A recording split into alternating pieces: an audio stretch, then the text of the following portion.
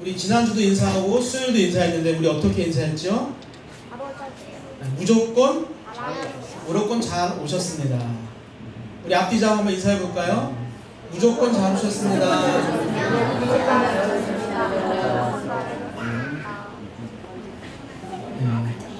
조금만 지나면 이렇게 우리 통합 예배 드릴 때 좀 늦으면 못 앉을 것 같네요.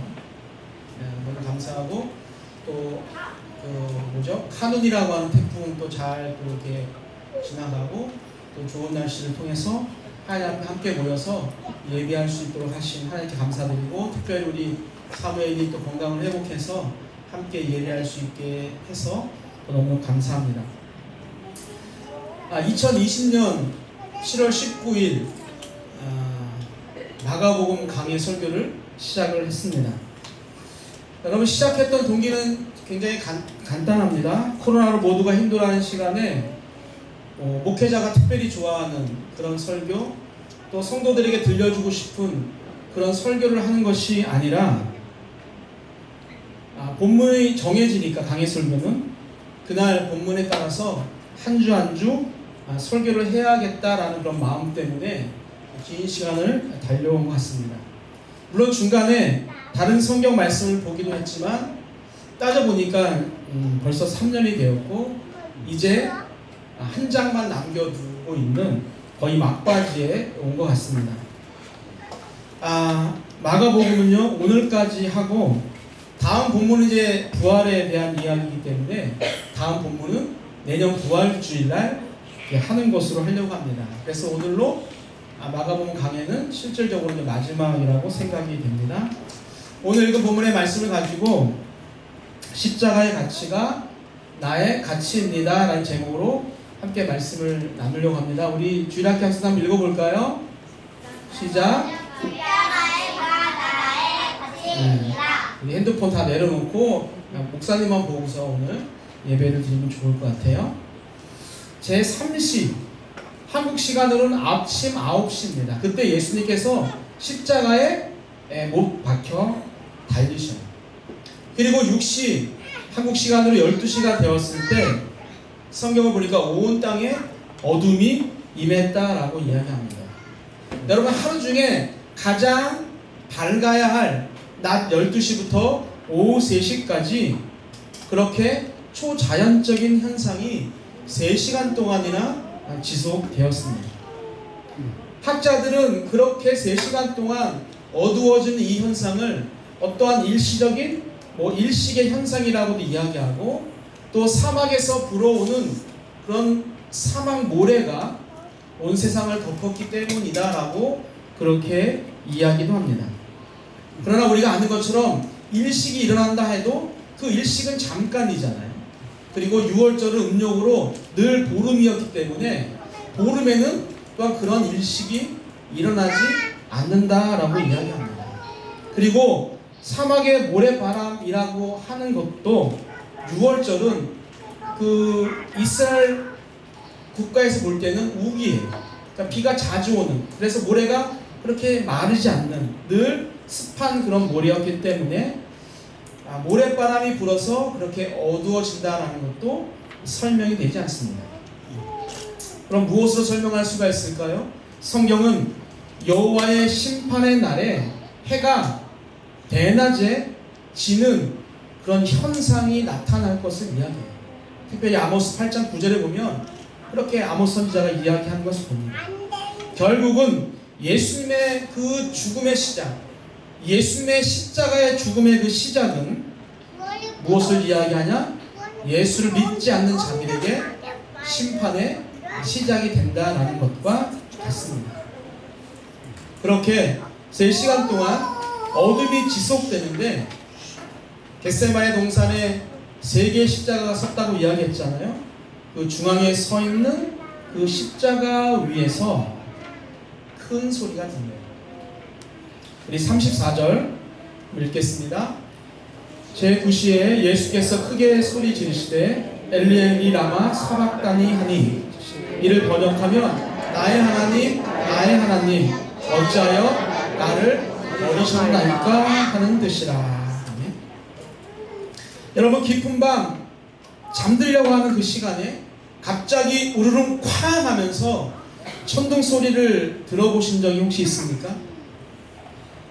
오늘 예수님의 큰 부르짖는 소리는요, 3시간 동안이나 지속됐던 그 암흑 속에서 마치 어두운 밤에 갑자기 치는 천둥 소리와 같이 느껴졌을 겁니다. 엘리 엘리 라마 사막다니, 나의 하나님 나의 하나님 어찌하여 나를 버리십니까? 실제로는 엘로이 엘로이라고 하죠. 그러나 여러분, 그 소리는 우리가 느끼는 것처럼 어떠한 고통과 어떠한 분노의 소리가 아니라 철저히 유기된, 즉 버려진 자의 외침입니다. 그것도 나를 가장 사랑하는 분, 영원 전부터 지금까지 한 번도 떨어진 적이 없는, 나와 늘 함께했던 아버지 하나님으로부터의 그런 버려짐, 그것에 대한 외침입니다. 여러분, 그렇게 인간을 향한, 즉 우리를 향한 그 사랑을 지키기 위해서 하나님의 사랑을 잃어버린 예수님의 커다란 외침이었지만, 그 소리마저 왜곡되어 전달되고 그 상황조차도 조롱으로 이어지고 있습니다. 35절과 36절입니다. 읽겠습니다. 곁에 섰던 자 중 어떤 이들이 듣고 이르되 보라, 엘리야를 부른다 하고 한 사람이 달려가서 해면에 신 포도주를 적시어 갈대에 꿰어 마시게 하고 이르되 가만두라, 엘리야가 와서 그를 내려주나 보자 하더라. 아멘. 여러분, 옆에 있던 자 중에 어떤 사람들이 예수님의 그 외침을 듣고서 그가 엘리야를 부른다라고 이렇게 말합니다. 엘로이와 엘리야는 발음상 비슷해요. 엘리야가 와서 십자가에서 정말 그 예수를 내려주는지를 한번 지켜보자라는 그런 이야기입니다. 당시 유대 사회에서는요, 여호와의 날이 오기 전에 엘리야가 올 것이라고 하는 그런 기대가 있었어요.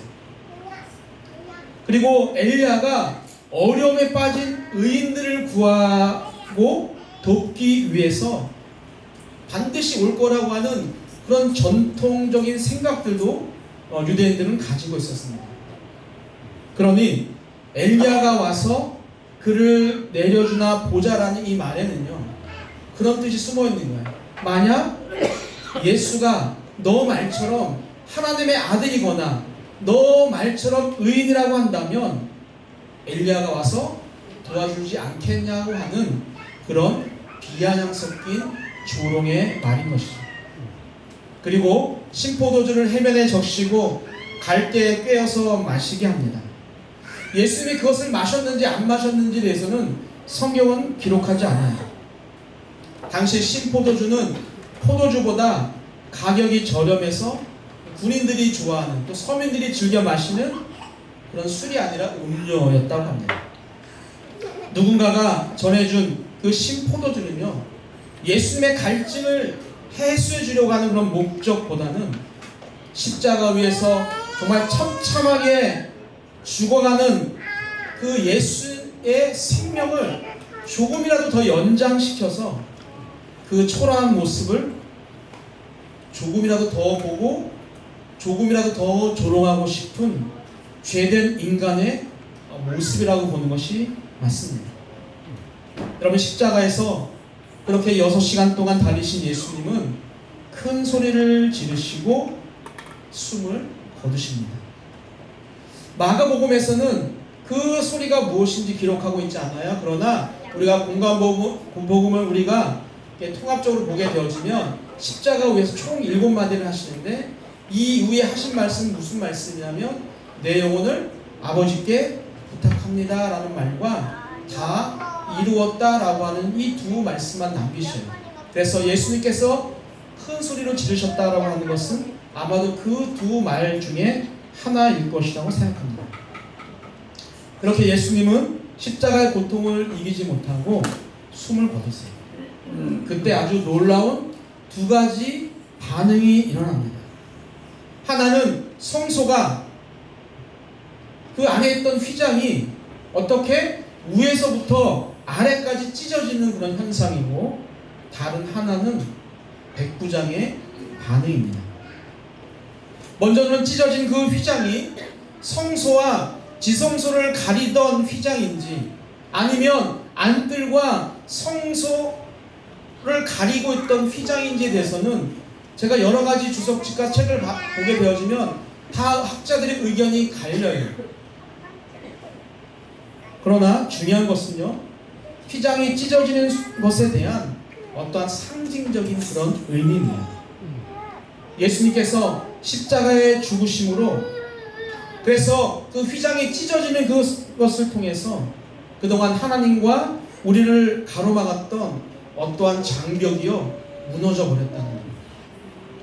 지성소에 1년에 한 번, 그것도 대제사장이 희생 제물을 가지고 들어갈 수 있었는데, 그런 곳이 아니라 이제는 예수님에 의해서 언제든지 들어갈 수 있는 곳이 되었다는 것이죠. 그래서 내가 누구인지 상관없이 누구든지 예수께로 가면 용서를 받고 또 은혜를 받고 하나님의 자녀가 되는 것입니다. 예수님은 제자들에게 이야기하죠. 내가 곧 길이요 진리요 생명이다 라고 말씀을 합니다. 이제 예수라는 길을 따라가게 되어지면, 진리 되신 예수님을 우리가 쫓아가게 되어지면 우리는 하나님께 도착하게 되고 영원한 생명을 얻게 되는 것이죠. 두 번째 놀라운 반응은요, 백부장의 그런 고백입니다. 우리 39절 볼까요? 읽겠습니다. 예수를 향하여 섰던 백부장이 그렇게 숨지심을 보고 이르되 이 사람은 진실로 하나님의 아들이었도다 하더라. 아멘. 여러분, 백부장이라고 하는 것은 군인들 100명 정도를 다스리는 사람입니다. 지금 보면은 초급보다는 좀 더 된 중간 간부급 그런 장교라고 보면 됩니다. 그가 맡은 일은요, 예수와 두 강도를 십자가에 못 박아 죽이는 일이었습니다.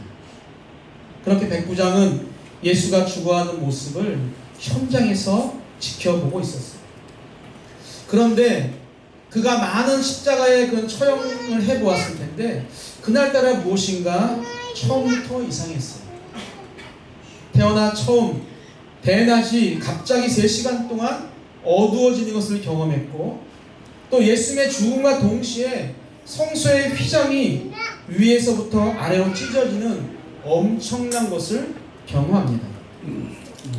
그것뿐만이 아니라 마태복음을 보게 되어지면 그 십자가의 죽음과 함께 어떤 일이 벌어지냐면, 땅이 진동하고 바위가 터지고 또 무덤이 열려서 작은 성도들이 일어났다라고 이야기하죠. 백부장은 말로 표현할 수 없는 일들이 예수님의 죽음과 함께 동시다발적으로 일어나는 것을 그 앞에서 목도하게 됩니다. 그래서 백부장은 그렇게 숨지시는 것을 보고 예수님을 향해서 이 사람이 진실로 하나님의 아들이었다라고 고백을 하게 되는 것이죠. 그리고 우리가 쭉 보게 되어지면 예수님의 죽음의 현장에는 백부장 말고도 많은 여자들이 있었습니다. 7 귀신 들렸던, 치료받았던 막달라 마리아와, 그리고 작은 야고보와 요새의 어머니 마리아, 그리고 살로메라고 하는 그런 여인들도 있었죠. 성경은 이들을 예수님께서 갈릴리에 계실 때부터 따르며 섬기는, 즉 제자들이었다라고 설명을 합니다. 그리고 그 외에도 예수와 함께 예루살렘에 올라온 여자들이 많았다라고 기록을 해요. 여러분, 이렇게 여자들의 이름을 나열하고 있는 것은 다른 이유가 아니라 예수님의 완전한 죽음을 증명하는 증인들의 숫자가 이렇게 차고 넘쳤다라는 거예요. 지금 마가가 기록될 그 당시에 지금 막달라 마리아와 그 또 다른 마리아와 그 살로메는요, 사람들에 의해서 알려진, 그러니 무슨 말이냐, 한번 그들에게 가서 예수가 정말로 죽었다 살아났는지를 물어보라라고 하는 그런 마가의 어떠한 하나의 항변적인 글이라고도 볼 수가 있는 것이죠. 그리고 예수님께서 십자가에 죽으신 날은요, 안식일 전날 금요일 일이었습니다. 여러분, 유대 사회에는 안식일에는 아무것도 하지 못했습니다. 그리고 신명기를 보게 되어지면 시체를 밤새 매달아두지 말라고 이야기하고, 또 나무에 매달린 자마다 하나님께 저주받은 자다라고 성경은 이야기합니다. 그렇기 때문에 예수님께서 만약에 그 십자가에 달려서 그 밤을 지새웠다고 한다면 예수님은 하나님께 저주받은 자가 되는 것이죠. 그때 사내들인 공의의 회원이고 또 사람들로부터 존경받고 있던 아리마다의 요셉이 나타납니다. 그는 빌라도에게 가서 예수의 시체를 달라라고 이야기하죠. 다른 사람도 아니라 정치범으로 십자가의 죽음을 당한 시체를 달라고 하는 것은 상식적으로 보면 매우 경솔하고 또한 위험한 행동입니다. 요셉이 정치범 예수와 관련이 있다라고 하는 소문이 날 수도 있고, 또 그것 때문에 자신의 지위가 흔들릴 수 있기 때문이에요. 일제시대 때 독립운동을 하다가 고문을 받고 처참하게 죽은 한 독립운동가가 있다고 합시다.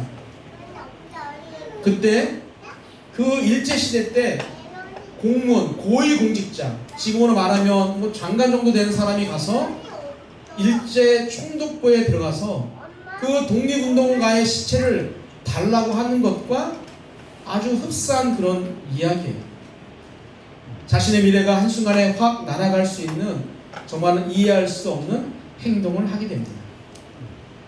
그러나 요셉이 시체를 달라고 정말 당당하게 말할 수 있었던 이유는요, 그 사람의 평소의 삶을 보면 우리가 그럴 수 있겠구나 라고 하는 것을 우리가 이해할 수 있게 돼요.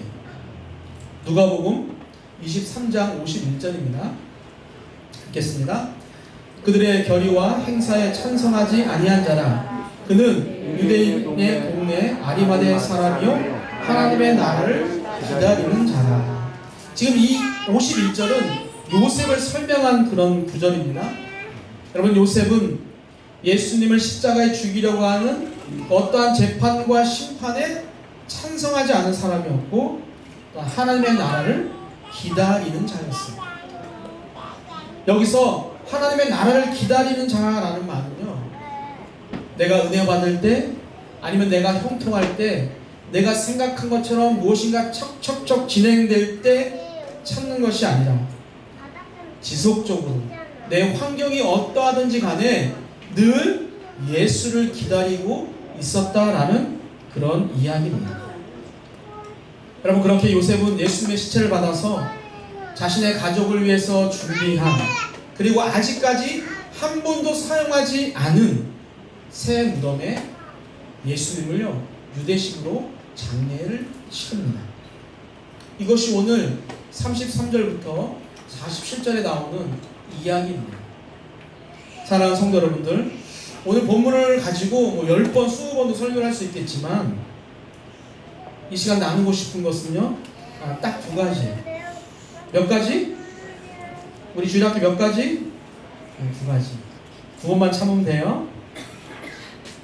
첫 번째는요, 백부장의 고백이 주는 교훈입니다.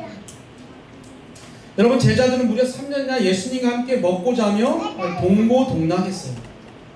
그런 제자들을 향해서 예수님께서 너희들이 다 나를 버릴 것이라고 말씀하잖아요. 그때 베드로는 다 버릴지라도 나는 버리지 않겠습니다 라고 이야기해요. 그리고 시간이 지나서 예수님께서 닭이 2번 울기 전에 너가 3번 나를 부인할 거야 라고 말씀해요. 이때 베드로는 주와 함께 죽을지언정 나는 주님을 부인하지 않겠습니다 라고 말을 합니다. 그리고 베드로의 말에 다른 제자들도 어떻게? 부인하지 않겠다라고 이야기합니다. 여러분, 그 상황이 한번 느껴지나요? 그들의 당당함? 나는 절대로 버리지 않을 것이고 죽을지언정 떠나지 않겠다라고 하는 그 당당한 모습들. 그런데 그런 제자들, 베드로를 포함한 제자들은 백부장처럼 예수님은 진실로 하나님의 아들이었다고 고백하기는커녕 모두가 다 도망가고 없었습니다. 불과 하루 전에 예수님과 저녁 만찬을 나누는 시간만 해도 그 베드로의 말처럼 예수님의 곁에는 12명의 제자가 정말 듬직하게 지키고 있을 것이라는 것을 라고 모두가 다 생각하고 있었다는 것이죠. 겟세마네 동산에서 가룟 유다가 종교 지도자들이 보낸 무리들과 함께 예수님을 잡으러 왔을 때 베드로가 칼을 빼서 그 대제사장의 종 말고의 그 귀를 쳐서 떨어뜨릴 때까지도 예수님의 곁에는 제자들이 지근거리에서 호위할 것이라고, 끝까지 그렇게 할 것이라고 우리는 생각했습니다. 그런데 시간이 하루도 지나지 않아서 예수님이 십자가에 달려 죽음을 앞두고 가장 힘들고 외로워하는 시간에 예수님의 주변에서 제자들은 찾아볼 수가 없었어요. 있어야 할 제자들 대신 예수님을 십자가에 죽이는 일에 최종 책임을 지고 있었던 백부장이 서 있었고, 예수님의 죽음의 현장을 지키던 백부장의 입에서 그가 진실로 하나님의 아들이었다라는 그런 고백이 흘러나오고 있습니다. 여러분, 백부장은 사람들을 죽이는 직업이었습니다. 그리고 예수님을 전혀 알지 못했던 이방인이었습니다. 여러분, 마가복음에 하나님의 아들이라고 사람이 고백하는 것은, 사람을 포함해서 고백하는 것은 3번이 나와요. 2번은 하나님께서 예수를 보고 너는 내 사랑하는 아들이라고 하시는 그런 선포의 말씀이었고, 나머지 1번이 바로 백부장의 고백입니다. 스스로 수제자라고 생각하는 베드로의 입이나 또 예수님이 사랑하는 제자들이 그 고백을 할 것이라고 우리는 생각했고, 하나님의 말씀을 많이 알고 이스라엘 백성들에게 하나님의 말씀을 가르치고 있는 종교 지도자들의 입에서 그 고백이 나올 것이라고 생각했습니다.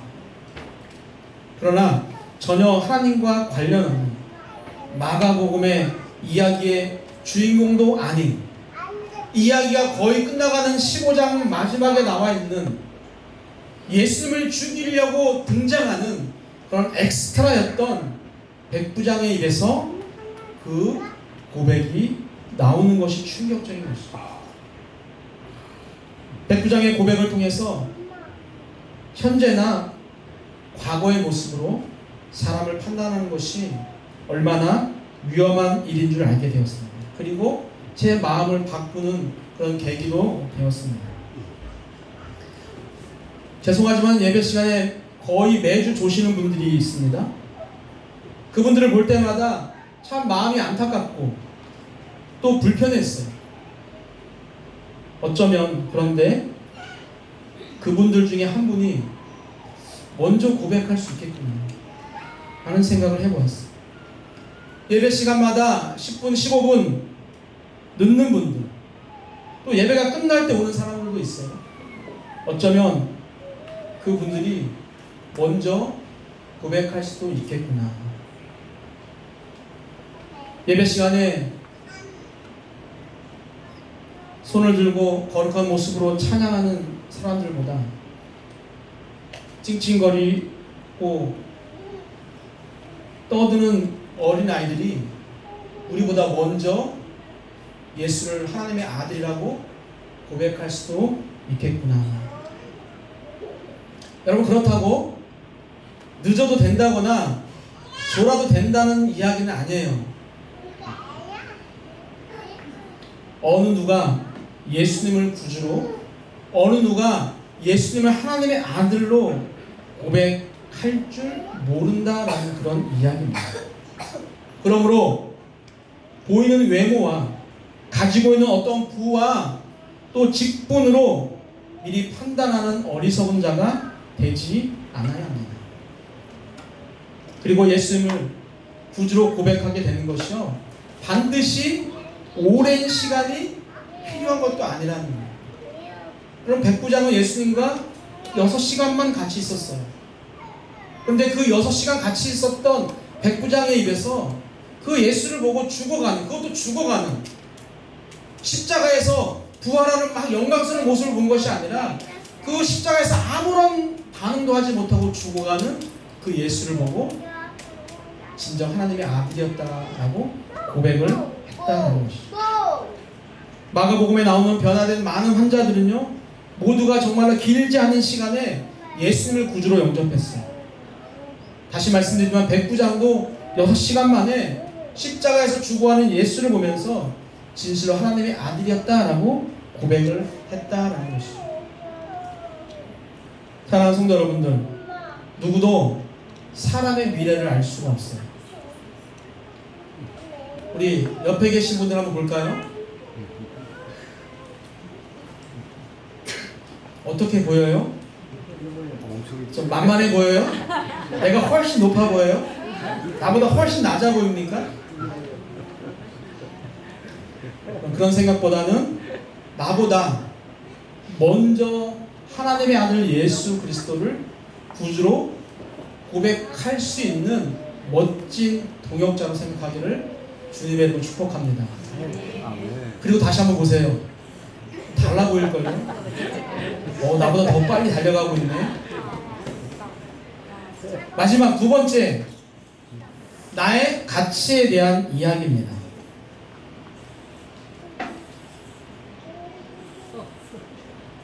$10,000입니다. 여러분, 종이에 불과하지만 우리가 이 종이를 10,000원이라고 하는 가치를 인정하기 때문에 이 돈으로 10,000원에 우리가 삶을 살 수 있는 거죠. 만약에 이 10,000원짜리가 구겨지고